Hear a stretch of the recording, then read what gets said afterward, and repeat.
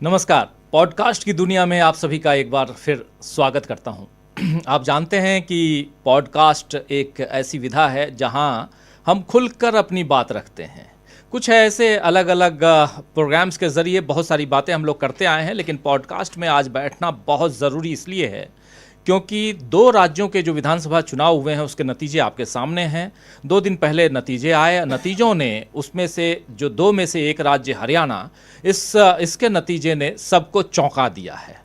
सारी की सारी जो कयासें थी, सब लोग जो पहले कहते आ रहे थे, बोल रहे थे कि जीत यहाँ कांग्रेस पार्टी की हो रही है और तीसरी बार सत्ता पर बीजेपी काबिज नहीं होगी। लेकिन उसके बाद हुआ क्या? रिजल्ट शाम तक आते आते बीजेपी फिर से, यानी बीजेपी की हैट्रिक लग गई हरियाणा में। क्या यहाँ से ये कहानी खत्म हो जाती है कि एक चुनाव हो गया और चुनाव के बाद रिजल्ट भी आ गए और रिजल्ट की घोषणा हो गई और सब अपने अगले पड़ाव की तरफ, अगले मुकाम की तरफ निकल लें? या यहाँ से कहानी की शुरुआत होती है? जी हाँ, कहानी की शुरुआत यहाँ से इसलिए होती है क्योंकि इस रिजल्ट को कांग्रेस पार्टी ने स्वीकार नहीं किया। यानी कांग्रेस पार्टी ने यह कहा कि ये रिजल्ट अस्वीकार्य है हमें, क्योंकि इस रिजल्ट में कहीं ना कहीं धांधली की बू है। और क्या धांधली हो सकती है, इस पर भी लगातार चर्चा चल रही है दोस्तों। लेकिन उस चर्चा के बीच कुछ ऐसी चीजें हैं जिसका पर्दाफाश होना जरूरी है, जिसका खुलासा होना बहुत जरूरी है, जिसके बारे में आपको जानना बहुत जरूरी है कि आखिर इन चुनावों में हुआ क्या और क्यों बीजेपी सत्ता पर काबिज होने में सफल रही। क्या बीजेपी सोची समझी रणनीति के तहत चुनाव को लड़ रही थी और यहां कांग्रेस पार्टी पीछे रह गई, यही कारण था? या कांग्रेस पार्टी आगे रहते हुए भी उसके हाथ से जीत को छीन लिया गया? ये बहुत सारे सवाल हैं। इन सवालों के तह में अगर आप जाएंगे तो बहुत और भी सवाल निकलेंगे जिसकी परतें हम धीरे धीरे खोलेंगे। और इस चर्चा में, पॉडकास्ट में हमेशा की तरह हमारे साथी प्रशांत टंडन जी हैं। प्रशांत जी, आपका स्वागत है इस पॉडकास्ट में। एक लंबे गैप के बाद प्रशांत जी हम लोग इस पॉडकास्ट में आए हैं। चुनाव में हम लोग घूम रहे थे। बिल्कुल, चुनाव में थे हम लोग। हरियाणा गए, हम जम्मू कश्मीर गए। जम्मू कश्मीर में भी हमने पूरा समय दिया। हरियाणा में हमारी एक नहीं बल्कि 3 टीम थी। उसके अलावा सर्वे हमारी जो एजेंसी है वो थी। और उसके बाद जो कयास थे सबके वैसे ही कयास अपने भी थे, लेकिन रिजल्ट कुछ और आया है। तो इसलिए यहाँ पे ये चर्चा, और हम लोग कई बार कह चुके, कल न्यूज़ पॉइंट भी कह रहे थे कि इस पे अलग से हम चर्चा करेंगे। तो आज चर्चा के लिए समय आपने भी निकाला और हम लोग चर्चा कर रहे हैं। दोस्तों, एक बार फिर से आप सबका स्वागत है प्रशांत टंडन जी के साथ। और अब इस चर्चा को आगे बढ़ाते हैं। प्रशांत जी, बात आगे बढ़ाते हैं और जैसा हम लोग हमेशा करते आए हैं, इसमें हम सवाल जवाब नहीं पूछा करते हैं एक दूसरे से, लेकिन हम अपने विचारों को यहाँ ज़रूर रखा करते हैं। ज़रा यहीं से शुरुआत करते हैं। जी देखिए राजीव जी, जो मैं कई चैनलों पे काम किया, सर्वे कराए, आपने भी मीडिया हाउस चलाते हैं आप, तो इलेक्शन किसी भी मीडिया हाउस के लिए, पत्रकार के लिए यही जो है ईद और दिवाली है। बिल्कुल, हमारा सबसे बड़ा जो फेस्टिवल है वो यही है किसी पत्रकार के लिए। और इलेक्शन को बहुत गंभीरता से पत्रकार लेते हैं, जाते हैं, लोगों से बात करते हैं, बड़ी तैयारी होती है।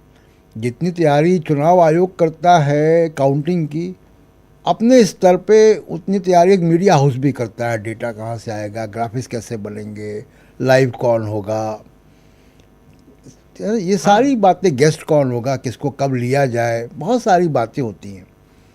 तो और इलेक्शन दर इलेक्शन जब कवर करते रहे, मैं तो 89 से इलेक्शन कवर कर रहा हूँ, तो क्या होता है कि एक आपकी समझदारी, एक एक्सपीरियंस, एक सिक्स सेंस भी एक डेवलप होता है। और मेरा तजुर्बा ये है राजीव जी कि कई बार एग्ज़िट पोल तो भले ही गलत हो जाएं या सही हों, लेकिन जो पत्रकारों के अनुभव होते हैं वो अमूमन गलत नहीं होते, वो ज़्यादा सटीक बैठते हैं। अब मैं थोड़ा सा इस पे, कर्नाटक, और हम लोग साथ साथ थे कर्नाटक में, हम लोग साथ साथ थे तेलंगाना में, बिल्कुल कम समय के लिए थे। और आपको याद होगा कि तीन लाइव हमने शायद वहाँ से किए थे, तेलंगाना से। बिल्कुल, तेलंगाना से, हैदराबाद से। और जब रास्ते में जा रहे थे तो लोगों से बात कर रहे थे, तमाम सारे पत्रकार, स्थानीय पत्रकार, सर्वे, सब कुछ ये कह रहे थे कि बीआरएस वहाँ आ रही है। और अपने तीसरे लाइव में हम लोगों ने उस रात को ये कह दिया था कि यहाँ हवा कुछ और चल रही है और यहाँ कांग्रेस सत्ता में आ रही है। हुआ वही। जम्मू कश्मीर में भी यही हुआ, कर्नाटक में भी ऐसा ही हुआ। तो ऐसा क्या हुआ कि हरियाणा में हम वो जिसको कहा जा रहा है कि अंडर करंट, तो वो अंडर करंट हम हरियाणा में क्यों नहीं देख पाए? तो इसका कोई ऐसा कोई थंब रूल नहीं है, लेकिन क्यों नहीं देख पाए उसकी कुछ वजह होंगी कि शायद वहाँ कुछ ऐसा घटा जो आंखों से परे था। जी। तो इस वजह से भी हुआ ये कि कुछ और हुआ है वहाँ, जिसके अभी बहुत सारे इन्वेस्टिगेशंस, बहुत सारे सिरे, कुछ डॉट्स हैं जिससे एक कहानी बनती है। कुछ एक मीडिया में नैरेटिव है, जो main stream media so called या गोदी मीडिया, उसका एक नैरेटिव है। कुछ जो वैकल्पिक मीडिया है उसका भी एक नैरेटिव है। और उसके बरक्स आज हम लोग कुछ बात करेंगे कि पॉपुलर नैरेटिव जो है वो क्या हो रहा है, और कुछ सिरे हम लोग पकड़ने की कोशिश करेंगे आज की इस बात। बिल्कुल आप सही कह रहे हैं। वही शुरुआत में मैं बोला भी हूँ कि थोड़ा सा और हम लिख भी रहे हैं कि आखिर जो धांधली, अगर धांधली है, बहुत तो उसका गंभीर आरोप है। हाँ, और आरोप हैं तो उसका पर्दाफाश होना चाहिए, उस पर कुछ खुलासे होने चाहिए, कुछ बातें जो हम रखेंगे उन बातों के आधार पर ये तो पता चलना चाहिए कि ये हो सकता है। हम हर चीज़ की गारंटी तो नहीं दे सकते, लेकिन इतना है कि अपने अनुभवों के आधार पर, कुछ अनुमानों के हिसाब से कुछ चीज़ें जो फैक्ट जो हैं वो रख सकते हैं। जी जी। फैक्ट से याद आ रहा है कि अभी कल ही आप चर्चा कर रहे थे कि कांग्रेस पार्टी को फैक्ट फाइंडिंग टीम वहाँ भेजनी चाहिए, और अभी से थोड़ी देर पहले मल्लिकार्जुन खड़गे साहब के घर पे मीटिंग हुई और इसी को लेकर, हरियाणा चुनाव को लेकर मंथन। उस मंथन में ये तय हुआ है कि Congress party fact finding team Haryana भेजने वाली है। तो चलिए, एक बात जिस पर विचार कल हम लोग अपना रख रहे थे, कई फ़ोन भी आए और जब ये बात हुई, लाइव थे उस वक्त, और उसके बाद लाइव जब हम लोग का ख़त्म हुआ तो मेरे पास भी कई फ़ोन आए, और बहुत से लोगों को ये सजेशन अच्छा लगा हम लोगों का कि एक फैक्ट फाइंडिंग टीम होनी चाहिए। और क्यों मैंने कहा था, और कांग्रेस को, मैं कांग्रेस के फैक्ट फाइंडिंग टीम के टर्म्स ऑफ रेफरेंस नहीं तय कर रहा हूँ, नहीं, बिल्कुल नहीं है, वो मेरा काम नहीं है। कांग्रेस अपने आप में एक पार्टी है और वो जिसको चाहे जैसे करे। लेकिन दिक्कत कहाँ है, जैसे मैंने पवन खेड़ा जी को सुना या हुड्डा जी को सुना, बात ईवीएम की, फोकस ईवीएम था। फैक्ट फाइंडिंग इसलिए मैंने कहा था कि इलेक्शन का एक लंबा प्रोसेस होता है, उसकी शुरुआत इलेक्टोरल रोल से होती है, और वो सर्टिफिकेट रिटर्निंग ऑफिसर का मिलने तक होती। कई बार ऐसा देखने में आया है, हरियाणा चुनाव में भी ऐसे आरोप लगे कि इलेक्शन कमीशन की वेबसाइट कह रही है जीत गए और रिटर्निंग ऑफिसर ने सर्टिफिकेट किसी और को दिया। बिल्कुल। तो उस बीच में, यानी इलेक्टोरल रोल के और सर्टिफिकेट विनिंग का मिलने तक कितने प्रोसेस हैं, उन सारे प्रोसेस का फैक्ट फाइंडिंग होना है। और उस फैक्ट फाइंडिंग में, क्योंकि ये कांग्रेस पार्टी कर रही है, उसको कोई अगर सिविल सोसाइटी करे या और लोग करें, तो उनसे मैं ये कहूँगा कि नैरेटिव, मैसेजिंग, इन सब की भी आप फैक्ट फाइंडिंग करें। इसकी भी फैक्ट फाइंडिंग करें कि क्या कुछ लोगों को वहाँ पे डिप्लॉय किया गया था कुछ खास प्रोजेक्ट के साथ, बहुत सारी चीज़ें जो मिलेंगी, या अधिकारियों का रुझान क्या था, उन अधिकारियों का ट्रैक रिकॉर्ड क्या है। सही आप कह रहे हैं, वो उस दिशा में जाएगा। लेकिन जरा हम लोग अपने अनुभवों के आधार पे कुछ फैक्ट फाइंडिंग जो है, जो यहाँ कर सकते हैं, वो रखने की कोशिश तो ज़रूर करें इस कार्यक्रम के जरिए। बिल्कुल बिल्कुल, है ना। और जिसमें खासकर इस चुनाव में 2-3 नैरेटिव सेट करने की कोशिश हो रही है प्रशांत जी। एक तो पहले दिन से ये सेट करने की कोशिश हो रही है कि राहुल गांधी अपने दम पर अपनी पार्टी को नहीं जिता पा रहे हैं, और उसमें अलग अलग राज्यों की बात आ रही है कि देखिए आप छत्तीसगढ़ में नहीं जिता पाए, जहां कांग्रेस आमने सामने थी, बीजेपी के सामने नहीं जिता पाए। और आप देखिए राजस्थान लूज कर गई कांग्रेस, मध्य प्रदेश लूज कर गई कांग्रेस, ये जो बातें, अब हरियाणा लूज कर गई कांग्रेस, कांग्रेस उत्तराखंड लूज कर गई, ये बातें आ रही हैं।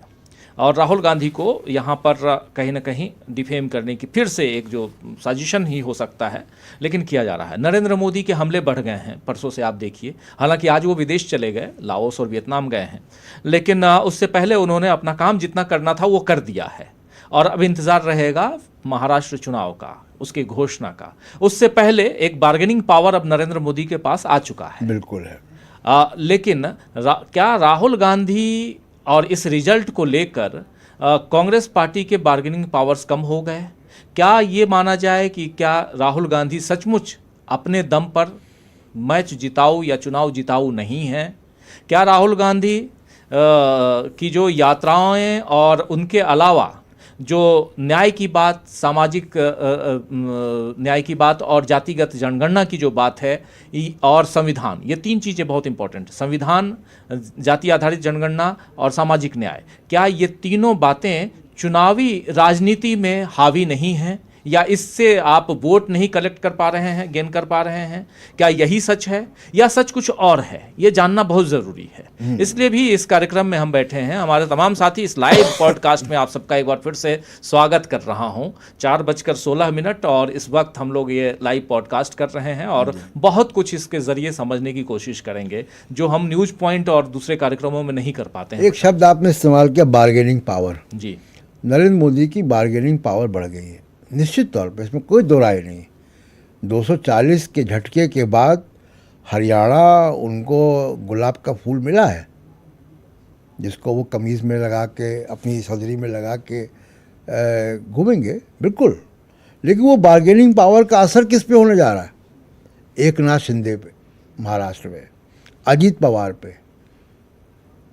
वो लोग भुक्तभोगी होंगे इस बार्गेनिंग पावर। हाँ, कांग्रेस नहीं होगी इसके लिए। हाँ, कांग्रेस और नरेंद्र मोदी अब प्रतिद्वंदी हैं। बिल्कुल। और जब वो प्रतिद्वंदी हैं तो वो एक दूसरे के खिलाफ बातें, राजनीतिक माहौल बातें करेंगे, राजनीतिक बातें करेंगे। ये उनको पूरा लेजिटिमेट अधिकार है। बात मर्यादा में हो, झूठ पे आधारित ना हो, वो एक अलग बहस है। लेकिन नरेंद्र मोदी राहुल गांधी की आलोचना क्यों नहीं करेंगे? उनकी पॉलिटिक्स है ये। या राहुल गांधी नरेंद्र मोदी की आलोचना क्यों नहीं करेंगे? उनकी पॉलिटिक्स है और लेजिटिमेट है, डेमोक्रेसी यही है। लेकिन इसके बरक्स जो अब मूल मुद्दे पे आता हूँ मैं, कि देखिए राहुल गांधी भारत जोड़ो यात्रा के बाद और लोकसभा के इलेक्शन की सफलता के बाद, नेता प्रतिपक्ष बनने के बाद, दो बहुत बड़ी उपलब्धियां वहाँ पे दिखाई देती हैं राहुल गांधी के तरफ से। एक, उनकी इंडिया गठबंधन के अंदर स्वीकार्यता, चाहे वो उद्धव ठाकरे हों, चाहे वो स्टालिन हो, चाहे वो ममता बनर्जी भी हों। याद है आपको, ममता बनर्जी ने कहा था कि my favourite leader Rahul Gandhi. तो एक स्वीकार्यता बढ़ी उनके अंदर, और वो स्वीकार्यता मुझे लगता नहीं कम हो गई। एक चुनाव, दो चुनाव से ऐसा नहीं होता है। राजीव जी, हम लोग इतने लंबे समय से पत्रकारिता में हैं, आप एक मीडिया हाउस चलाते हैं, 80 लाख से भी ऊपर आपका व्यूज़ हैं। किसी वीडियोस को व्यूज़ नहीं आते, किसी को बहुत आते हैं। तो जिस दिन वीडियो नहीं आते सुन कि आपका जो पूरा मीडिया हाउस उसकी क्रेडिबिलिटी चली गई। आगे फिर काम होता है, फिर वो होता है। तो ये एक चुनाव में, दो चुनाव में ये चीज़ें नहीं होती हैं, पहली बात तो। दूसरा, गलतियां सबसे होती है। मैं बिल्कुल ये नहीं मान रहा हूँ कि कांग्रेस से गलतियां नहीं हुई होंगी, बिल्कुल हुई होंगी, दिख रहा। अगर गलती नहीं होती तो ये नतीजा नहीं आता। बिल्कुल। अगर धांधली का भी आरोप है और आपके विपक्ष में रहते हुए धांधली हो पा रही थी, वो भी विफलता है। हाँ बिल्कुल, आप रोकने में, उस धांधली को रोकने में सक्षम नहीं हो, मतलब या रोक नहीं सकते तो कम से कम आवाज़ तो उठा सकते थे। आवाज़ उठा सकते थे। तो कांग्रेस पार्टी की गलतियां होंगी, बीजेपी की भी गलतियां होती हैं। तो गलतियां होने से कोई व्यक्ति बुरा हो जाए ये तो नहीं होता है, ये नहीं हो सकता, बिल्कुल। हाँ, या कोई व्यक्ति उसकी विद्युता ही ख़त्म हो जाए, उसकी ब्रांड ख़त्म हो जाए, ऐसा नहीं होता है।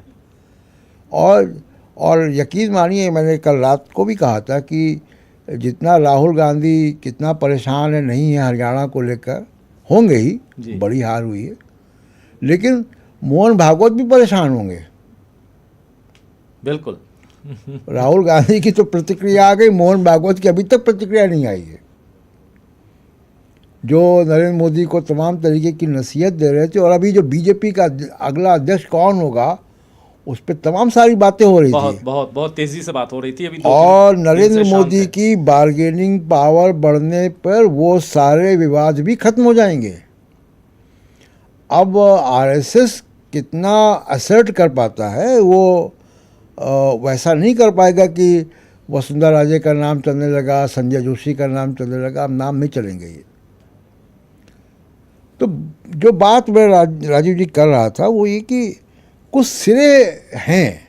अब मैं एक एग्जांपल देता हूँ जिस पे बहुत इन्वेस्टिगेशन अभी मीडिया का नहीं हुआ, होगा, मुझे यकीन है कि होगा। अभी चुनाव खत्म हुआ है, परसों की बात है, और अभी बहुत सा डेटा आ रहा है, फील्ड पे लोग दोबारा जाएंगे, इन्वेस्टिगेट करेंगे, तो नई चीज़ें सामने आएंगी। लेकिन एक आध चीज़ ज़रा हाईलाइट करते हैं, पोस्टल बैलेट, जिसके बारे में बहुत कम लिखा बोला जाता है, लेकिन पोस्टल बैलेट बड़े इम्पॉर्टेंट एक इंडिकेशन देता है। पोस्टल बैलेट किनका? जो सरकारी कर्मचारी हैं और वो ड्यूटी पे तैनात हैं, वहाँ अपने घरों पे नहीं है, और वो पोस्टल में जा सकते हैं, पोस्टल से भेजते हैं। तो एक सबसे बड़ी बात आप ये मानिए कि पोस्टल बैलेट में सरकारी कर्मचारी है, वो उसी सरकार का मातहत है जिसके पक्ष में या विपक्ष में वोट डालने जा रहा है उस पार्टी के। उसका कोई पोलिंग बूथ अलग नहीं है, वो जहाँ काम करता है उसी ऑफिस प्रीमाइसेस में ही उसका पोलिंग बूथ होता है। इलेक्शन के प्रोसेस के बीच में होता है। मेरी कुछ इलेक्शन ऑब्जर्वर से ही बात हुई, उन्होंने कहा कि काउंटिंग के पहले तक वो आते हैं, जो पोस्टल बैलेट। हालांकि आजकल तो पीडीएफ में होता है, रखा जाता है, तो पीडीएफ भी वैसे ही आते हैं जी, कि मतलब वो एन इलेक्शन प्रोसेस में, यानी जब बाकी दुनिया और मीडिया और रैलियां और रोड शो हो रहे होते हैं, उसी दौरान ये होता है। बिल्कुल। तो जो व्यक्ति सरकारी ड्यूटी में वोट डाल रहा है उस पूरे नैरेटिव से वाकिफ़ है, दूर में रहते हुए ही सही। ड्यूटी के आने के बाद वो भी देखता है, मीडिया कंज्यूम करता है, यूट्यूब देखता है, सोशल मीडिया देखता है, और अपने परिवारों को फ़ोन करता है।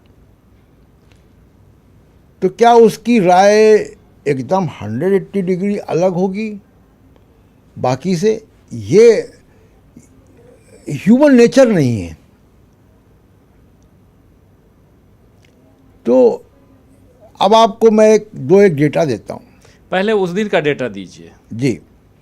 देखिए 8 तारीख को जो रिजल्ट आ रहे थे, शुरुआती आधा घंटा जो था, आधे से 1 घंटा के लगभग, यानी आप मानिए कि 9 बजे तक के, 9 बजे के पहले तक के। हाँ, देखिए पोस्टल बैलेट में लीड पोजीशंस कांग्रेस की 76 थी 90 में, 76 सीटों पे रुझानों में कांग्रेस आगे थी पोस्टल बैलेट में। तो ये कैसे हुआ कि वो लोग ये 76 सीटों पे जिनका पोस्टल बैलेट था, जिन्होंने कांग्रेस को एक तरफा वोट दिया, अपनी सरकार की पार्टी के खिलाफ वोट दिया जिसके मातहत वो काम कर रहे हैं। ये बात मामूली बात नहीं है। और उसके बाद ये कैसे हुआ कि उन्हीं के परिवार वो सरकार के पक्ष में वोट दे गए। जी, हो सकता है, ऐसा नहीं कि मैं किसको वोट दे रहा हूँ मेरा भाई उसी को वोट दे, ये संभव नहीं है, जरूरी भी नहीं है। हाँ, कोई ज़रूरी नहीं है, वो दे सकते हैं। अलग अलग राय होती है, परिवार में अलग अलग राय होती है। बिल्कुल। लेकिन एक लंबी फहरिस्त है ना, जो लेकिन एक ट्रेंड है। हाँ, और वो बड़ा लैंडस्लाइड ट्रेंड है। अब मैं दूसरा भी आपको उदाहरण देता हूँ। छत्तीसगढ़ में 90 में से, जहाँ कांग्रेस हारी है,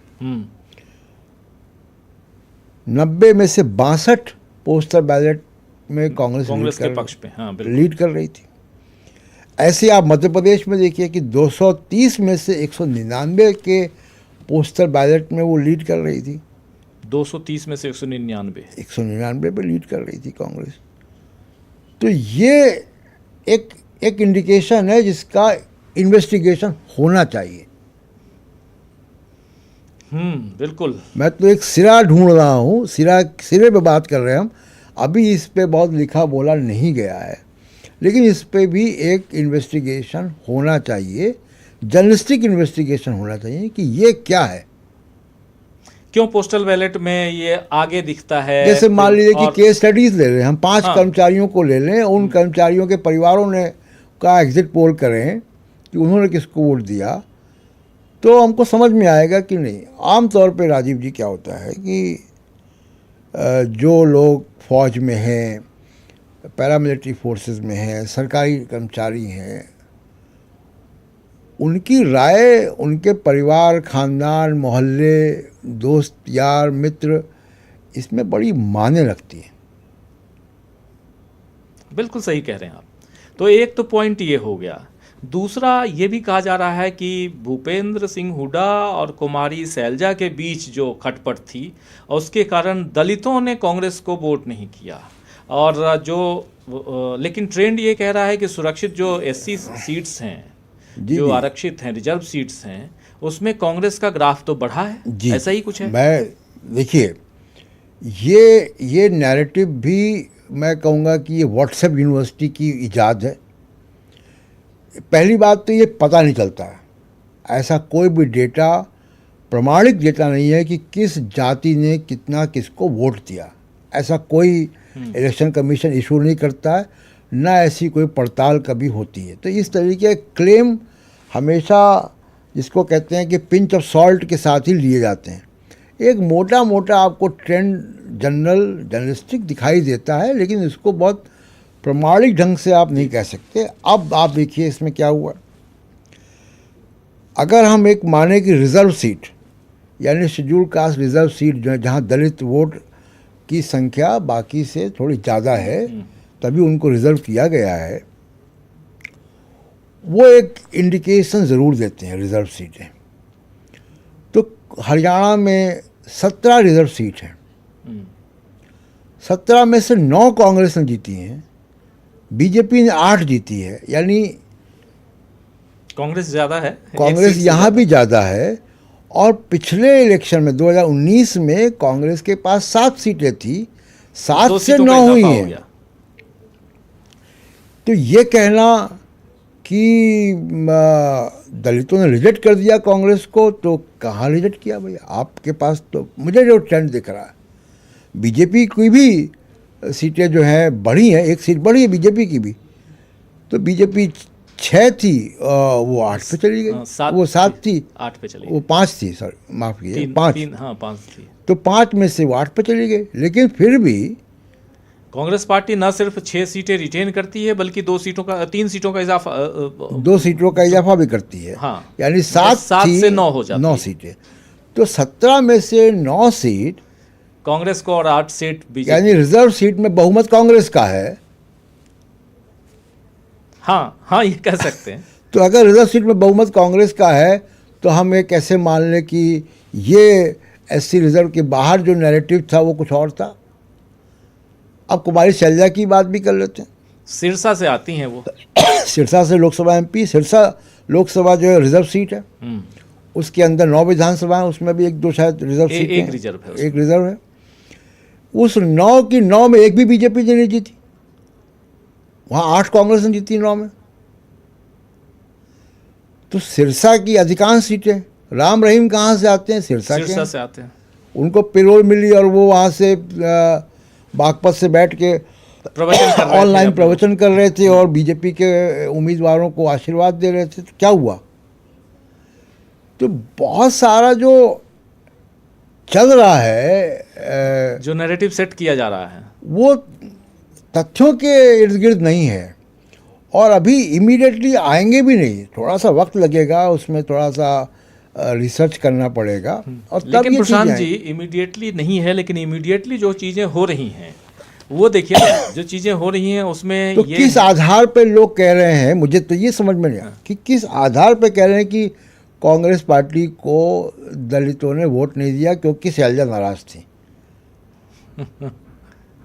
शैलजा की नाराजगी, उनका कैंपेन में ना जाना एक अलग बात है, उस पर हाँ, हम उस लोग पे राय अपनी रख कई चुके बार हैं। रख चुके हैं राय, हम लोग कई बार हम लोग बात कर चुके हैं। कुमारी शैलजा को 15 दिन तक बाहर नहीं रहना चाहिए था, जाना चाहिए था। बिल्कुल। दोनों और के बीच कांग्रेस में पार्टी उनको देखेगी, कांग्रेस पार्टी की उनका क्या करना है, हम उसमें हम अपनी राय दे सकते हैं। हाँ, लेकिन वोटर्स ने क्या किया है वो तो दिख रहा है, वो तो हम इन रिजल्ट से और ट्रेंड से देखेंगे। वोटर्स के अंदर शैलजा की अपील थी और वो कांग्रेस के पक्ष में गई है। भाई सिरसा की 9 में से 8 सीटें अगर कांग्रेस जीत के आती है तो इसका मतलब है कि इनकी नाराजगी नहीं चली। अगर चलो मान लिया कि कुमारी शैलजा नाराज थी, बैठ गई और नहीं चाहती थी कि उनकी पार्टी जीत के आए, फिर भी जीत के आई ना, तो इसका मतलब है कि जो उनका मतदाता है उसकी लॉयल्टी कांग्रेस के प्रति है। बिल्कुल। और वो राहुल गांधी के जो इस नैरेटिव है, चाहे वो सामाजिक न्याय का नैरेटिव है, जातिवाद जनगणना का नैरेटिव है, 50% आरक्षण की सीमा बढ़ाने का नैरेटिव है, उससे प्रभावित है वो। तो ये कहना कि ये कांग्रेस ने इसको इग्नोर किया, उसको इग्नोर किया, इस तरीके के बयान मुझे लगता नहीं कि तथ्यों के पे आधारित हैं। आप कहीं सुनी बात पे आप जो भी लिख लें, बोल लें, लेकिन जो हमारे सामने तथ्य हैं, जो मुझको दिखाई दे रहे हैं, वो ये इंडिकेट नहीं करते। और मैं इसलिए भी कह रहा हूँ कि इन रिज़र्व सीट या ऐसे कुछ कौन कैंडिडेट हारा, कौन जीत गया, इसके अलावा कोई इंडिकेशन नहीं है। अगर कोई ये कह रहा है कि इतने % दलित वोट ने बीजेपी को वोट दिया, इतने % जाट ने कांग्रेस को वोट दिया, ये नाहक झूठ है, एकदम सिरे से झूठ है, झूठी बातें हैं। क्योंकि ये डेटा कभी बाहर नहीं आता है, ये किसी सर्वे के आधार पर ही आप ये चीज़ें पता कर सकते हैं। एक थिंक टैंक है, वो इस तरीके का डेटा बहुत थ्रो करता है, वो डेटा क्रेडिबल डेटा नहीं है। CSDS की बात कर रहे हैं। हाँ, CSDS की बात कर, उन्होंने कह दिया था एक बार कि 9% मुसलमानों ने बीजेपी को वोट दे दिया। मुझे वो 9 मुसलमान नहीं मिले आज तक। जी, लेकिन हरियाणा की बात बड़ा दिलचस्प है इसलिए क्योंकि देखिए हम लोगों ने अभी 3 बातें की। एक तो पोस्टल बैलेट की बात की, पोस्टल बैलेट का जो ट्रेंड है उस पर हमने बात की और उसमें पुराने ट्रेंड को भी हमने दिखाया। जैसे छत्तीसगढ़ का ट्रेंड देख लीजिए, 90 में से 62 सीटों पर पोस्टल बैलेट में अगर कांग्रेस आगे रहती है, बाद में कांग्रेस पिछड़ जाती है। मध्य प्रदेश में हमने देख लिया 230 में से 199 सीटों पर पोस्टल बैलेट में कांग्रेस आगे, उसके बाद कांग्रेस पिछड़ गई। फिर इधर आप देख लीजिए हरियाणा में 90 में से 76, 74, 75, 76 जितने भी हैं, 76 सीटों पर कांग्रेस आगे और फिर कांग्रेस पिछड़ जाती है। तो एक तो पोस्टल बैलेट बनाम जो इलेक्ट्रॉनिक मुझे वोटिंग तो ये समझ में नहीं आ रहा राजीव जी कि ये जो पोस्टल बैलेट वाले सरकारी कर्मचारी हैं, ये कौन से ग्रह में रह रहे हैं कि जो ग्राउंड रियलिटी से इतना कटे हुए हैं और ग्राउंड रियलिटी से कटने के बाद अपनी ही सरकार की सत्ताधारी पार्टी के खिलाफ दे रहे हैं, खिलाफ वोट दे रहे हैं और एक तरफा खिलाफ वोट दे रहे हैं। तरफा दे रहे हैं, बात सही है। तो सवाल उठता है नहीं, ये चलिए आप थोड़ा मजाकिया लहजे में बोल रहे हैं, व्यंग्यात्मक है, लेकिन सच्चाई हकीकत जो है वो ये सवाल तो पैदा करता ही है जी। कि आखिर ये वही कर्मचारी, और कर्मचारी तो खासकर सरकार के साथ जाना पसंद करते हैं, अमूमन ये माना जाता है। हाँ, ये माना जाता है, लेकिन उसके बाद ये तब जाते हैं जब एंटी इनकम्बेंसी चरम पे हो। जी, इसका मतलब है कि इन राज्यों में एंटी इनकम्बेंसी चरम पे था। और आप याद कीजिए इसी हरियाणा विधानसभा चुनाव के प्रचार में नरेंद्र मोदी ने एक बयान दिया था चुनावी मंच से कि ये जितने विश्लेषक हैं जो कह रहे हैं कि हरियाणा में सरकार कांग्रेस की आ रही है, वो कान खोल कर सुन लें कि हरियाणा का हश्र भी छत्तीसगढ़ और मध्य प्रदेश जैसा होगा।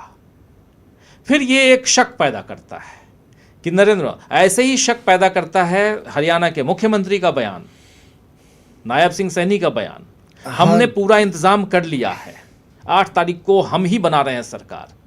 ये कुछ कुछ ऐसे इंडिकेटर्स हैं। और एक चीज और केयर कीजिए, नरेंद्र मोदी अमूमन हर चुनाव में, चुनाव से पहले वो एक इंडिकेशन दे देते हैं। अब ये विपक्षी दलों को खोजना है, ये होता है ना ट्रेजर हंटिंग जो गेम खेलते हैं हम लोग, कि आपको खोजना है कि वो खजाना छुपाया कहाँ है। तो ये कांग्रेस पार्टी को, विपक्ष को देखना हो। तो आप याद कीजिए, कोई आदमी 1 साल पहले लाल किले की प्राचीर से भाषण देता है और कहता है कि अगले साल भी मैं ही यहां से भाषण दूंगा, और वो अगले साल भाषण दे रहा होता है। वो कहता है कि तीसरा टर्म भी मेरा ही होगा, मैं हैट्रिक लगाऊंगा, कर रहा होता है। वो मध्य प्रदेश जाता है, जो बातें कह रहा है वही हो रहा है। वो हरियाणा आ रहा है, जो बातें कह रहा है वही हो रहा है। तो फिर लगता है कि दाल में कुछ काला है।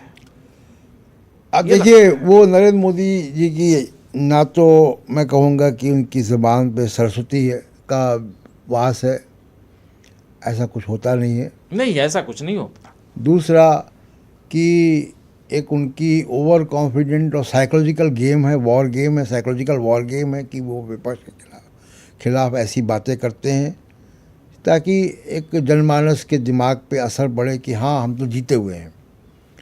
ये टैक्टिस हो सकती है, लेकिन जो बात कांग्रेस की तरफ से आई लेकिन है, इसमें जब रिजल्ट की तरफ हम बढ़ते हैं जी जी, और रिजल्ट उनके पक्ष में जाता हो, मैं उसी पे आ रहा था। तो इसका मतलब है कुछ ना कुछ तो है, आपने कर रखा है। कांग्रेस जब ये कहती है कि तंत्र की जीत हुई है, तो उसको थोड़ा गंभीरता से इसलिए लेना चाहिए कि कांग्रेस बहुत सारे पत्रकारों को, एक्टिविस्टों को फ्रस्ट्रेट करती है बुरी तरह। लोग सोशल मीडिया पे हो, चाहे सेमिनारों में हो, चाहे लेखों में आप पढ़ें, टीवी चैनल की बहसों में देखें कि जब ईवीएम के खिलाफ बातें होती हैं जी, तो लोग यही रोना रोते हैं कि साहब कांग्रेस पार्टी साथ नहीं देती है। कांग्रेस पार्टी चुनाव के बाद बयान देती है, लेकिन ईवीएम के पक्ष में, ईवीएम के खिलाफ जो भी मुहिम है, उस पर कांग्रेस ने कोई ठोस काम नहीं किया। बात सच भी है ये। अब अगर वो कांग्रेस जो कि इतना पीछे हटती है सिस्टम को डिफेंड करने में, या सिस्टम के खिलाफ बड़ा सीधा सीधा आरोप लगाने में जो बचती रही है, अब अगर वो कह रही है कि ईवीएम या तंत्र, और तो गंभीरता से लेना चाहिए उसको, इस आरोप को, किसी भी पॉलिटिकल पार्टी में। राजीव जी, हम लोग भी जब ये पॉडकास्ट कर रहे हैं तो ये लाइव ज़रूर है, लेकिन आपके कमरे में बैठ के उसकी रूपरेखा तय की गई ना। कांग्रेस पार्टी इतना बड़ा बयान देगी और अपने मीडिया हेड के ज़रिए देगी, उस पर चर्चा हुई होगी ना अंदर, यहाँ तक जाना है। तो कांग्रेस के अंदर विमर्श हुआ होगा, ये मैं मान के चलता हूँ कि कोई भी प्रवक्ता हो, चाहे वो हेड ऑफ मीडिया भी क्यों ना हो, वो पार्टी ऑर्गेनाइजेशन से अलग नहीं है। और पार्टी का जो अध्यक्ष है या पार्टी के जो टॉप लीडरशिप है, उसकी हॉटलाइन होती है कम्युनिकेशन स्पोक्स पर्सन से, सीधी बात होती है, तभी वो मीडिया के सामने आता है वो बात लेकर पार्टी के बिहाफ में। तो अगर कांग्रेस ये कह रही है तो इसको गंभीर आरोप है, और इस गंभीर आरोप का इन्वेस्टिगेशन हो रहा है। हम ये नहीं कह रहे कि गंभीर आरोप है तो मान लें, लेकिन इसका गंभीरता के साथ इन्वेस्टिगेशन होना चाहिए। इलेक्शन कमीशन का मैं आपके प्रोग्रामों में कहता रहा हूँ, कोई नई बात नहीं है। इलेक्शन कमीशन का जो रवैया दिख रहा है, उससे लगता नहीं है कि इलेक्शन कमीशन इस तरीके की बात को बड़े ऑब्जेक्टिवली लेगा और गंभीरता से लेगा और उस पर कोई कार्रवाई करेगा, नहीं लग रहा। लेकिन एक चीज़ है प्रशांत जी कि यहाँ पे आप याद कीजिए 2019 के इलेक्शन, कल भी हम लोगों ने चर्चा की थी, इलेक्शन की फैक्ट फाइंडिंग जो की थी सब्यसाची दास ने, अशोका यूनिवर्सिटी के प्रोफेसर ने, एसोसिएट प्रोफेसर ने, उसके बाद से बहुत सारी चीज़ें जो हैं वो खुद ब खुद सामने आती हैं, कई लेयर सामने आते हैं, मल्टी लेयर, जिसमें जो कल आप बता भी रहे थे, हम लोग चर्चा कर रहे थे, जिसमें एक सबसे बड़ी चीज़ है कि वोटर लिस्ट इलेक्टोरल रोल का जो फाइनल होता है वो यहाँ से लेकर काउंटिंग तक।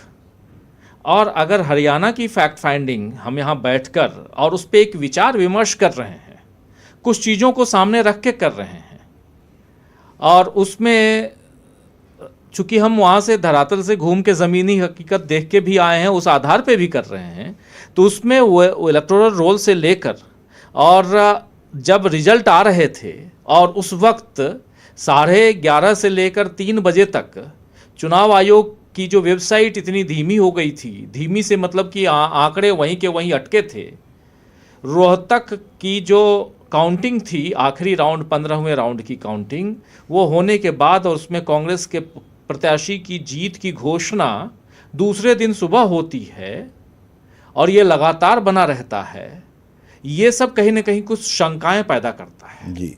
ये एक उस रिजल्ट की ओर आपको आकर्षित करे ना करे, लेकिन एक शक का आधार तो बनाता ही है, जहां कुछ ना कुछ गड़बड़ है और जहां मल्टी लेयर गड़बड़ियां की गई हो सकती हैं। चाहे उसमें कोई अब जैसे कहते हैं लोग कि आप लोग ईवीएम का रोना रोने लगते हो, हम जैसे पत्रकारों के लिए भी कहा जाता है, कांग्रेस और विपक्षी दलों के लिए भी कहा जाता है कि अब शुरू हो गए, हार गई कांग्रेस, हार गया विपक्ष, तो आप ईवीएम को लेके बैठ जाते हैं। बात सिर्फ ईवीएम की नहीं है प्रशांत जी। ईवीएम तो एक मोहरा मात्र है जहां वोट की काउंट दिए जा रहे हैं, वोट काउंट हो रहे हैं, लेकिन इसके अलावा ये जो मल्टी लेयर है, इस पे भी चौकन्ना रहने की ज़रूरत है। ये वही जो आप शुरुआत में कह रहे थे कि इस चीज़ से खारिज नहीं कर सकते हम कांग्रेस को या विपक्षी दलों को, लेकिन चौकन्ना रहने की ज़रूरत है। दूसरी तरफ सरकार को देखिए, हम इधर तो कह रहे हैं कि ये चौकन्ना क्यों नहीं, लेकिन चौकीदारी करने का, मैं भी चौकीदार का जो नारा लगाने और जो सब लोग लगा के बैठे हुए थे नरेंद्र मोदी की फोटो के साथ में, उन लोगों का भी ये कर्तव्य बनता है कि आखिर क्या कारण है कि सरकार से लोगों का भरोसा, हम जैसे लोगों का भरोसा उठता जा रहा है। आज हो सकता है कि ऐसे भरोसा उठने वालों की संख्या कम हो सकता है, लेकिन अगर 2 भी लोग आप पे भरोसा नहीं कर रहे हैं, 2 भी, प्रशांत टंडन और राजीव रंजन श्रीवास्तव भी नहीं कर रहे हैं, तो क्यों नहीं कर रहे हैं, ये बात तो सरकार को सोचनी होगी, सरकार के नुमाइंदों को सोचनी होगी। बिल्कुल।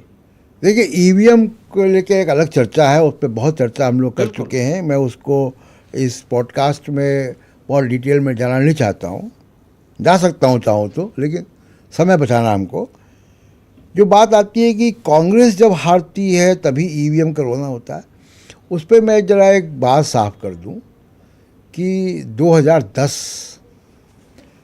केंद्र सरकार यूपीए की थी, मनमोहन सिंह प्रधानमंत्री थे, नवीन चावला चीफ इलेक्शन कमिश्नर थे, महाराष्ट्र में अशोक चव्हाण मुख्यमंत्री थे, कांग्रेस की सरकार थी। मैं मुंबई में था एक चैनल में मैनेजिंग एडिटर, और ईवीएम के ऊपर पहला प्रोग्राम, ईवीएम के ऊपर पहला कुछ सीरियस शंकाएं हमारे चैनल से ही आई थी, मेरे वहाँ संपादक रहते हुए आई थी। वो हरि प्रसाद जो हैदराबाद के इंजीनियर थे, अब शायद अमेरिका में हैं, वो हमारे स्टूडियो में आए थे और यूनिवर्सिटी ऑफ मिशिगन के प्रोफेसर के साथ ईवीएम पे लेकर बहुत गंभीर आरोप और खुलासे उन्होंने किए थे। चीफ इलेक्शन कमीशन की एफआईआर के बाद वो गिरफ्तार हुए, तब वो आडवाणी जी और सब किताबें लिखी गई और आडवाणी जी का बयान आए और सब हुआ उस दौरान ही। तो उस वक़्त जब ईवीएम का रोना जिसको कहा जाए, जीबीएल नरसिम्हा राव ने किताब लिखी थी। हाँ, मैं उनकी बात नहीं कर, अपनी बात बता रहा हूँ जी, कि ईवीएम का सो कॉल रोना, जब मैं रो रहा था स्टूडियो में बैठकर, तब यूपीए की सरकार थी और महाराष्ट्र में मैं था और महाराष्ट्र में कांग्रेस की सरकार थी। तो और ये इन सरकारों का जो चुनाव आयोग है वो एफआईआर कर रहा था। यस, उस वक्त का चुनाव आयोग, उस वक्त का चुनाव आयोग। तो ये कहना पत्रकारों के बारे में कि साहब ये कल को इनकी सरकार नहीं रहेगी, किसी और की आएगी, उसमें ईवीएम का मामला आएगा, तब भी हम उठाएंगे। अच्छा, दूसरा एक बहुत इम्पोर्टेंट, वो भी क्योंकि समय कम है लेकिन दूसरा पहलू भी बहुत इम्पोर्टेंट है। कई लोग कह रहे हैं कांग्रेस को ओवर कॉन्फिडेंस में आप लोग लेके चले आए। हम जैसे पैरेलल मीडिया के लोग कांग्रेस को ओवर कॉन्फिडेंस में ले आए। 3 महीने से आप लोग कांग्रेस कह रहे थे कि कांग्रेस जीत रही है। कांग्रेस ओवर कॉन्फिडेंस में आ गई और हार गई। ये जो कह रहे हैं लोग, उन लोगों के लिए ये यहाँ कहना इस मंच से ज़्यादा ज़रूरी है कि हम जो देख रहे हैं वही तो बता रहे हैं। कांग्रेस, अगर हरियाणा में कांग्रेस मजबूत है तो क्या कमज़ोर कहें? दूसरी चीज़, पैरेलली पिछले 10 साल से सरकारी मीडिया बीजेपी के पक्ष में जब अपनी बातें रखता है, और इस बार जब यही सरकारी मीडिया मुंह लटकाए बैठा था जिस दिन एग्जिट पोल आ रहे थे, तो सरकारी मीडिया के बारे में तो कोई बात नहीं करता जी। ये मैं अपने ही साथियों के लिए ये बात कहना चाह रहा हूं कि उनको ये लगता है कि हम अनायास ही एक माहौल बनाकर और कांग्रेस को गर्त में लेके चले गए। देखिए, कांग्रेस एक पॉलिटिकल पार्टी है और उनके प्रवक्ता हैं और उनके पास पूरा सिस्टम है, संगठन है, और वो वहीं ज़्यादा बैठते हैं, जिसकी चर्चा भी हम लोग कई बार करते हैं। वो उनके प्रवक्ता या कम्युनिकेशन डिपार्टमेंट के लोग, बड़े चेहरे, सो कॉल्ड बड़े चेहरे, वो वहीं ज़्यादा बैठते हैं। वो तो गालियाँ सुनते हैं फिर वहीं जाना पसंद करते हैं। तो और मुझे नहीं लगता कि वो हमारे चैनल को देखकर या हमारे जैसों को देखकर कोई राय बनाते होंगे। वो राय वहीं की उन्हीं को देख के बनाते होंगे जहाँ वो बैठते हैं। बिल्कुल। तो पहली बात। दूसरी बात कि देखिए, हम अपना काम कर रहे हैं, वही मैं बताना चाहता हूं। हमें जो दिख रहा है हम बोल रहे हैं। तो हम अगर जम्मू कश्मीर में सही होते हैं, हम तेलंगाना में सही होते हैं, हम अगर कर्नाटक में सही होते हैं, तो हम हरियाणा, हम ऐसे कई राज्यों में सही हुए। हम गुजरात में सही हुए। गुजरात में हम नहीं कह रहे थे कि कांग्रेस आ रही है, गुजरात में सही हुए। हम हिमाचल प्रदेश में सही हुए, हम वेस्ट बंगाल में सही हुए, कई राज्यों में सही। जब ये सर्वे बता रहे थे कि वहाँ पे बीजेपी को इतनी सीटें आ रही हैं, हम लोग नहीं कह रहे थे इतनी सीटें आ रही। वही तो हम अपना काम कर रहे हैं और हमारे काम करने के अपने मेथड हैं, एक्सपीरियंस है, और उन मेथड में इन्वेस्टमेंट भी होता है, जाना पड़ता है, बात करनी पड़ती है। हमको तो कोई स्पॉन्सर करता नहीं है अपने पैसे से जाते हैं। तो ये किसी का माहौल बनाने नहीं जाते हैं।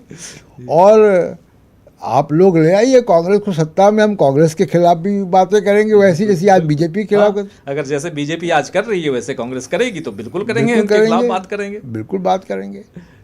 तो ऐसा कुछ नहीं है। और कांग्रेस किसको गंभीरता से ना ले, ये भी हमारा कंसर्न नहीं है। उनके पास अपना एक सिस्टम है और एक बड़ा संगठन है, और हर संगठन का एक सिस्टम होता है कि वो उसके पास मीडिया की ब्रीफिंग होती है, टॉप लीडरशिप को मीडिया के लोग ब्रीफ करते हैं, उसकी क्लिपिंग्स काटी जाती हैं, अखबारों की, टीवी चैनलों पे क्या चला उसका PDF बनता है, वो जाता है सब जगह, कौन क्या लिख रहा है, कौन क्या बोल रहा है। क्योंकि बड़े नेता लगातार मूवमेंट में होते हैं, मीटिंगों में होते हैं, वो सारे अखबार नहीं पढ़ सकते। तो मुझे याद है कि मैं बहुत छोटा था और बहुगुणा जी के घर कभी जाता था, तो एक बड़े से चार्ट पेपर टाइप के उसमें तमाम अखबारों की क्लिपिंग्स काट के चिपका के उसमें नोट लगा के उनके सेक्रेटरी उनको देते थे।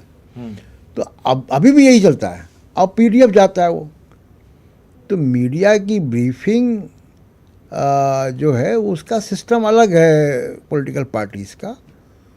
कोई राहुल गांधी 1.5 घंटा बैठ के हमारा प्रोग्राम देखते हैं क्या, या किसी और का भी देखते होंगे, कुछ क्लिपिंग चली जाती होंगी किसी की, तो उससे उनका प्रभावित नहीं होते, पहली बात। दूसरी बात कि देखिए, बतौर पत्रकार भी हमने पॉलिटिकल पार्टीज़ को कवर किया कितने साल, कांग्रेस पार्टी को भी कवर किया है, बीजेपी को भी कवर किया है। पॉलिटिकल पार्टी के और एक पॉलिटिशियन का जो सिस्टम अपना होता है फीडबैक का, वो पूरा हम लोगों को भी नहीं मालूम होता। राइट। कि उसके पास बहुत सारे लोगों से, एकेडमिशियन से, थिंक टैंक से, सब आते पत्रकारों रहते से, उसके अपने कुछ अपने रिसोर्सेज होते हैं वहाँ से। मैं मसलन बताऊं कि मैं कुछ परिवारों को जानता हूँ जिनके पास इंदिरा गांधी का टिकट जाता था ट्रेन का, और वो मामूली कार्यकर्ता होते थे या कोई बहुत ही सामान्य लोग होते थे, वो काशी विश्वनाथ से, रायबरेली से या अमेठी से बैठ कर आते थे फीडबैक देने। तो हर पॉलिटिकल पार्टी का एक सिस्टम होता है, वो करते हैं। वो सिर्फ हमारे आपकी बात पे या किसी और हमारे जो मीडिया के साथी हैं उनकी बात पे कर रहे हैं, बल्कि वो इस्तेमाल करते हैं, मीडिया की बातों का इस्तेमाल करते हैं, अपने पक्ष में इस्तेमाल करते हैं, और वो कर सकते हैं उनका। बिल्कुल वो कर सकते हैं। वो हमारे आपके किसी चीज़ को बनाने से बन जाए और बिगाड़ने से बिगड़ जाए, ये नहीं होता। और ना हम लोग वैसा करना चाहते हैं कि हम किसी का बनाएं या किसी को बिगाड़ें। हम जो है वो दिखाते हैं, वो करने की कोशिश करते हैं। बात हम हरियाणा की कर रहे हैं। हरियाणा चुनाव में जो हुआ उसके बाद आफ्टर इफ़ेक्ट क्या है, कांग्रेस पार्टी के ऊपर कल सुबह परसों रिजल्ट आता है। कल सुबह आप देखिए कि जो सहयोगी दल हैं इंडिया गठबंधन के, उसमें से 2 दलों के नेताओं की प्रतिक्रिया आती है। एक शिवसेना उद्धव गुट की प्रतिक्रिया आती है और दूसरी प्रतिक्रिया आती है आम आदमी पार्टी की। आम आदमी पार्टी की तरफ से संजय सिंह प्रेस कॉन्फ्रेंस करते हैं और वो हमला बोलते हैं कांग्रेस के ऊपर। दूसरी तरफ इधर संजय राउत की प्रतिक्रिया आती है और प्रियंका चतुर्वेदी की प्रतिक्रिया आती है। हालांकि शाम होते होते इन पार्टियों की प्रतिक्रियाएं चेंज हो गई, इनके विचार चेंज हो गए। होना भी चाहिए। अगर आप एक गठबंधन में हैं तो विचार आपको पब्लिकली देने से पहले, कुछ बोलने से पहले आपको 4 बार सोचना चाहिए। ये बिल्कुल, इसमें कोई दो राय नहीं है। लेकिन इसके साथ साथ कुछ फैक्चुअल चीज़ें जो हैं वो भी सामने आती हैं, तभी तो ये इन लोगों ने अपने विचार भी बदले होंगे। ऐसे तो है नहीं, क्योंकि खासकर महाराष्ट्र का अगर देखें। दूसरी तरफ आज सुबह फिर अखिलेश यादव का भी बयान आया है। अखिलेश यादव ने भी साफ साफ कहा है कि गठबंधन है और बहुत मजबूत है और उपचुनाव में भी हम साथ साथ लड़ेंगे। आपको पता ही है कि उपचुनाव होने हैं अभी। 50 से ज़्यादा सीटों पे उपचुनाव हैं, जिसमें से 2-3 लोकसभा के हैं, 10 तो और 10 तो यहाँ के हैं।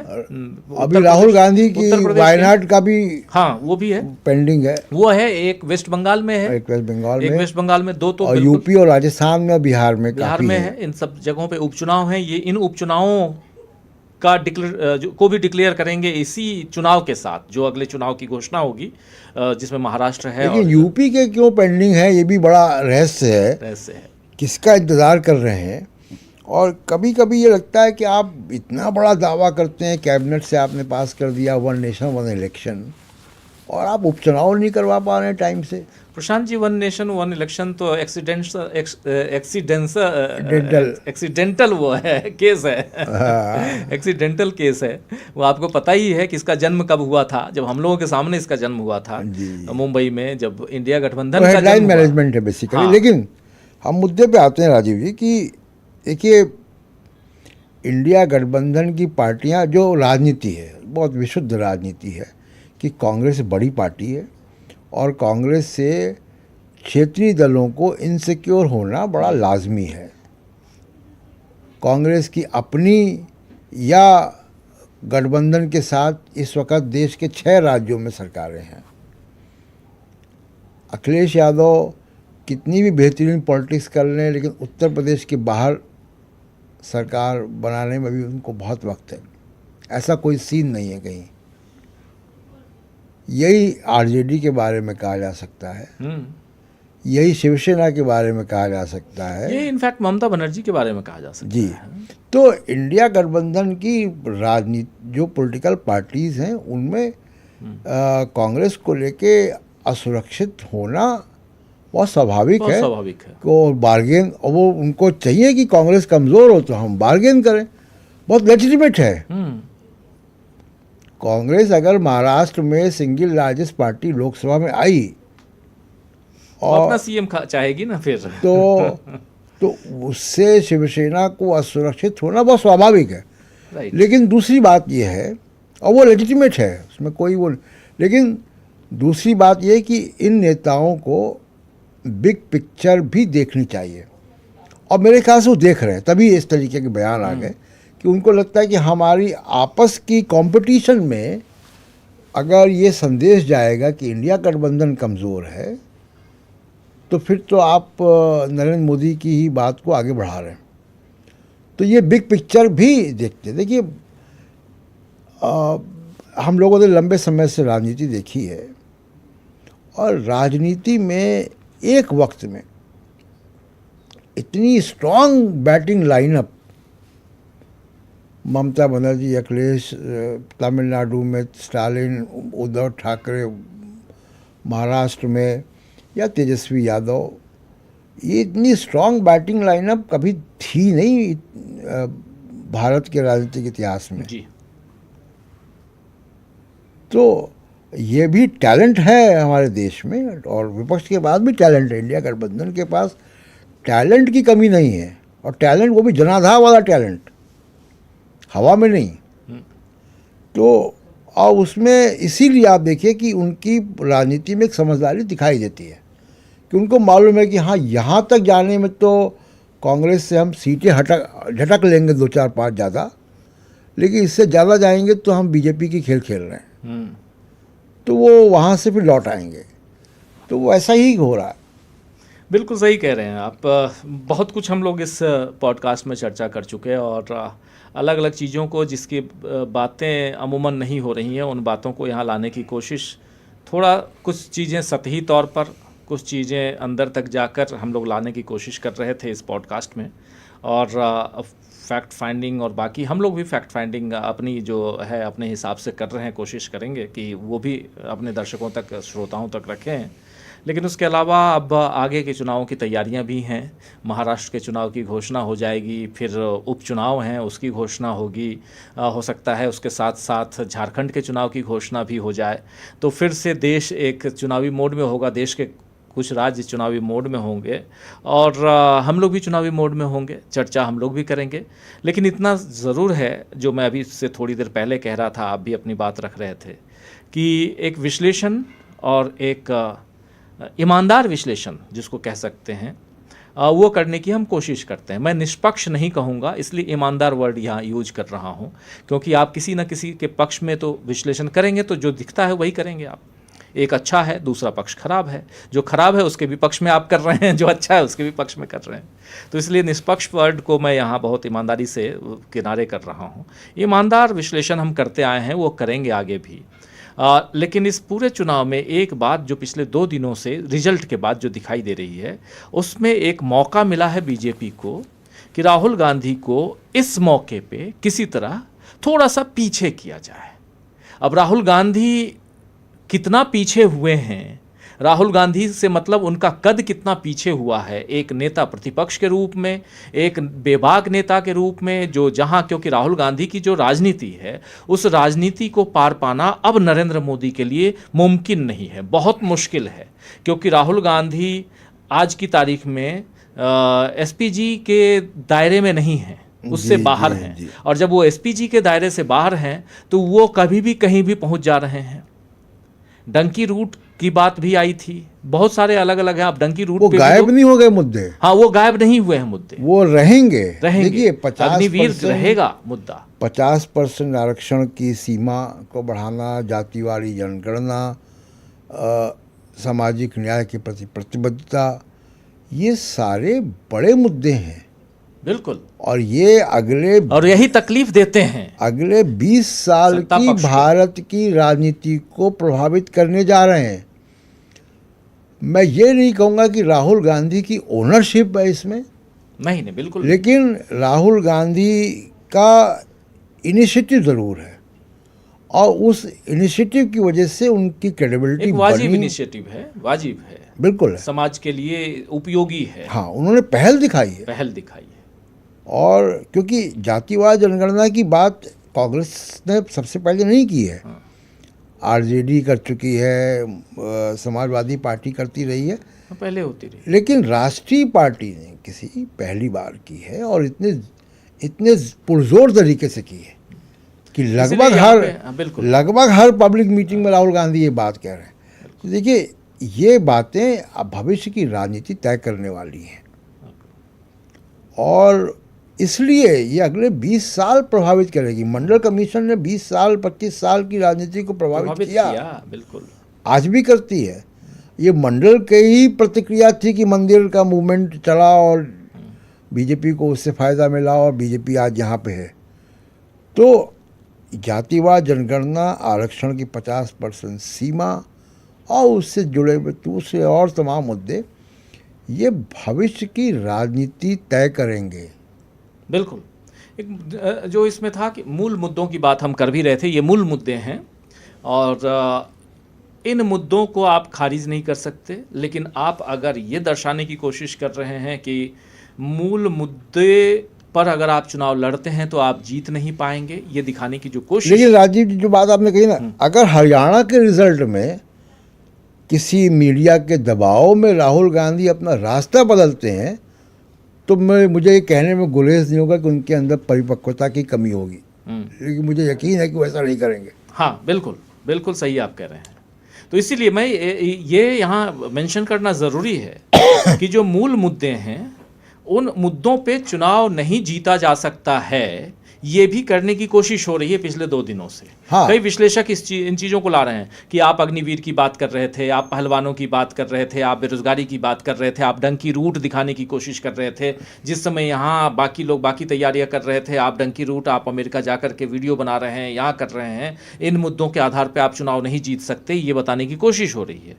लेकिन अगर इससे प्रभावित होकर, आपकी बात को दोहरा रहा हूँ, अगर इससे प्रभावित होकर राहुल गांधी अगर अपने इन मुद्दों को छोड़ देते हैं, तो फिर परिपक्वता की कमी होगी राहुल गांधी में। ये बिल्कुल सही है। मुद्दे फिर भी रहेंगे, फिर उस वैक्यूम को कोई और भरेगा, मुद्दे नहीं गायब होंगे। और आप इसमें देखिए, एक लंबी चर्चा हो जाएगी चूंकि समय खत्म हो चुका है, लेकिन अगर रीजनल पार्टियां आगे बढ़ी तो इन्हीं मूल मुद्दों के आधार पे आगे बढ़ी हैं। बिल्कुल। वो जो पिछले 20 साल के इतिहास को आप बता रहे हैं, ये अगले 20 साल की राजनीति के मुद्दे हैं। फेडरल इंडिया, संघीय ढांचा भारत का, बिल्कुल ये हैं, और ये शुरू से रहे हैं। मैं बहुत संक्षेप में, 90 के दशक की बात है राजीव जी, मैं कोई सेमिनार में दिल्ली आया था, और उसमें यही चर्चा हो रही थी कि फेडरल इंडिया की बात पे। उस वक़्त ये चर्चा यहाँ पे हो रही थी कि गैर हिंदी भाषी प्रदेशों में उनकी पार्टियां आएंगी। आज हैं, विपक्ष भी है आंध्र प्रदेश में और सत्ता भी उन्हीं की है। कई ऐसे राज्य हैं जहाँ पे उनकी पार्टियां हैं। वेस्ट बंगाल है, आ गई, बीजेडी आ गई, तमाम बीआरएस आ गई थी। हाँ। तो ये क्षेत्रीयता जो है, क्षेत्रवाद, जिसको क्षेत्रवाद ना की जगह आरजेडी, ये भारत का मूल ढांचा है ये। बिल्कुल। तो ये इसकी राजनीति रहेगी। और पहली दफा राष्ट्रीय पार्टी किसी ने इन मूल मुद्दों को पकड़ा है। लेकिन एक आखिरी बात राजीव जी, पॉडकास्ट खत्म करने से पहले, कि देखिए, हरियाणा जो है ना, कई चीज़ों का जनक रहा है। आया राम गया राम, वहीं से आया। और उसी को आखिरी में देखिए कि वो वहाँ पे राहुल गांधी की पब्लिक मीटिंग में अशोक तंवर आ भी गए। आया राम वो आया राम। भारत के संविधान में 10वीं अनुसूची जो एंटी डिफेक्शन लॉ आया, वो इसी आया राम गया राम की वजह से आया। भजन लाल पुरी पलटन के साथ आ गए थे। हाँ, पूरी पार्टी ही चले गए थे, जिसको उस वक़्त मजाक में हम लोग कहते थे कि भजन लाल पूरी भजन मंडली अपनी ले गए। तो हरियाणा में कुछ चीज़ें लैंडमार्क रही हैं। मुझे लगता है कि ये जो इलेक्शन हुआ, ये केस स्टडी है।